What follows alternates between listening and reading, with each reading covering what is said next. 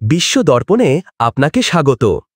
Japan America বাণিজ্য চুক্তি হঠাৎ করেই টলমল করে উঠেছে। জাপানের বাণিজ্য প্রতিনিধি হঠাৎ করেই মার্কিন সফর বাতিল করেছেন, আর এই ঘটনাটা পশ্চিমা মিডিয়ায় এখন শিরোনামে।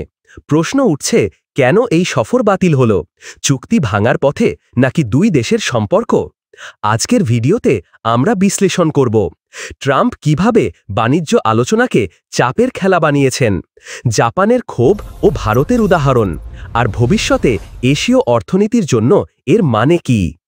জাপানের আলোচকরা মূলত আমেরিকা যাচ্ছিলেন ট্রাম্পের প্রতিশ্রুতিগুলোর বাস্তবতা যাচাই করতে, কিন্তু তারা এতটাই হতাশ হয়েছেন যে সফরই বাতিল করেছেন। কারণ আমেরিকা জাপানের সামনে এক অদ্ভুত দাবি রেখেছে, জাপানকে $50 বিলিয়ন মার্কিন অর্থনীতিতে বিনিয়োগ করতে হবে। ভাবুন তো, ঋণ নিয়ে যদি কোনো দেশ অন্য দেশে বিনিয়োগ করে আর তারপরেও যদি তাকে 15% শুল্ক দিতে হয়, তাহলে সেটা কি ন্যায্য? অনেক জাপানি বিশ্লেষক বলছেন এটা কোনো চুক্তি নয়, বরং এক ধরনের অর্থনৈতিক ব্ল্যাকমেল। এটা শুধু জাপানের ক্ষেত্রে নয়, ভিয়েতনামের সঙ্গে চুক্তির সময়ও প্রথমে সবকিছু ঠিকঠাক চলছিল, কিন্তু শেষ মুহূর্তে ট্রাম্প বড় হুমকি দিয়ে আরও ছাড় আদায় করেন। ইউরোপীয় ইউনিয়ন, তাইওয়ান, দক্ষিণ কোরিয়ার সঙ্গেও সেম গল্প। চুক্তি প্রায় চূড়ান্ত হওয়ার পর হঠাৎ শর্ত বদলানো। ওয়াল স্ট্রিট জার্নাল একসময় একটি চার্ট প্রকাশ করেছিল, কোন কোন দেশকে কতবার ট্রাম্প হুমকি দিয়েছেন। সেই তালিকা ছিল অবাক করার মতো লম্বা। এখন প্রশ্ন হচ্ছে, এটা কি বাণিজ্য চুক্তি নাকি রাজনৈতিক খেলা?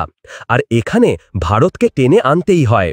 প্রধানমন্ত্রী মোদি সম্প্রতি বলেছেন, আমাদের উপর আমেরিকা 50% শুল্ক চাপালেও ভারতকে স্বনির্ভরতার দিকে মনোযোগ দিতে হবে, মেক ইন ইন্ডিয়াকে শক্তিশালী করতে হবে। জাপান এই উদাহরণ দেখেই ভাবছে, যদি ভারত অপেক্ষা করতে পারে, আমরাও অপেক্ষা করব। কারণ জাপানও জানে আমেরিকা একা এশিয়ার দুই বড় অর্থনীতি ভারত ও জাপানকে উপেক্ষা করে বেশি দিন চলতে পারবে না। এখন বড় প্রশ্ন, এই চুক্তি ভেঙে গেলে কি হবে?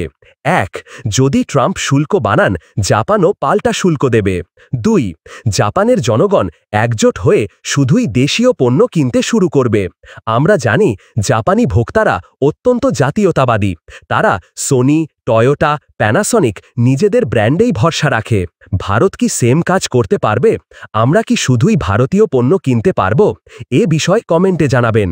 যদি আমরা পারি, তাহলে আমাদের রপ্তানি না হলেও অভ্যন্তরীণ বাজারে প্রবৃদ্ধি টিকে থাকবে, কিন্তু যদি না পারি, তবে রপ্তানি কমলে ভারতের সামগ্রিক বৃদ্ধির হারও ধাক্কা খাবে। জাপানের আমেরিকা সফর বাতিল শুধু একটি দেশীয় সিদ্ধান্ত নয়, এটি এক ধরনের মেসেজ টু দ্য ওয়ার্ল্ড। অন্য দেশগুলো এখন প্রশ্ন তুলবে, আমরা কি তাড়াহুড়ো করে আমেরিকার সঙ্গে চুক্তি করলাম? ভিয়েতনাম ইতিমধ্যেই অপমানিত হয়েছে, ইউরোপীয় ইউনিয়ন বারবার শর্ত বদলের শিকার হয়েছে, আর এখন জাপান প্রকাশ্যে ক্ষুব্ধ। তাহলে আগামী দিনে ব্রাজিল, ইন্দোনেশিয়া, ফিলিপাইন যারা এখনও আলোচনায় আছে, তারা নিশ্চয়ই ভারতের মতো ধৈর্যের কৌশল বেছে নেবে। এটি এখন সবচেয়ে বড় প্রশ্ন, ট্রাম্পের বাণিজ্য কৌশল কতদিন টিকবে?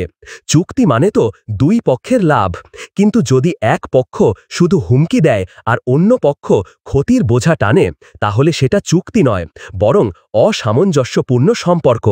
জাপানের সফর বাতিল প্রমাণ করছে এই সম্পর্কের ভাঙন এখন আর খুব দূরে নয়। ভারত ও জাপান উভয় দেশই এক নতুন বার্তা দিচ্ছে, আমরা অপেক্ষা করতে পারি, আমরা বিকল্প বাজার খুঁজে নিতে পারি, আমরা আত্মনির্ভর হতে পারি। এবং এটাই হয়তো ভবিষ্যতের বাণিজ্য নীতির নতুন trend, blindly depend on America নয়, বরং ভারসাম্য তৈরি করা।